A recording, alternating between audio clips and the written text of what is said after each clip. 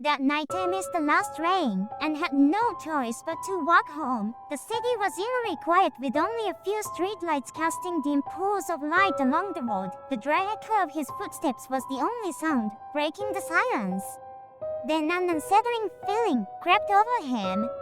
It was as if someone was striking a metal pipe against the pavement while walking toward him. He slowed his pace and hesitantly looked back. There was nothing. But at that exact moment, the sound abruptly stopped, as if waiting for him to turn around. The unnatural silence sent a chill down his spine. This time it was much closer. Then in the distance he saw the warm glow of a house. Desperate, he dashed into the yard, yanked open the door, and locked it behind him. Breathing heavily, he strained his ears. Nothing, only silence. The next day, he recounted his terrifying experience at work. One of his colleagues paled and muttered, "I shuddered. Could the sound have been those lost soldiers still wandering the night?"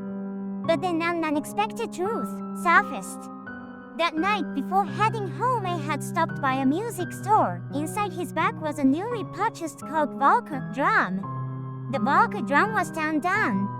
Somehow it had switched on by itself, playing a preset rhythm pattern the entire time. Why did it stop precisely when he turned around? Why did it perfectly match his walking rhythm? And how could the device have switched on inside his bag?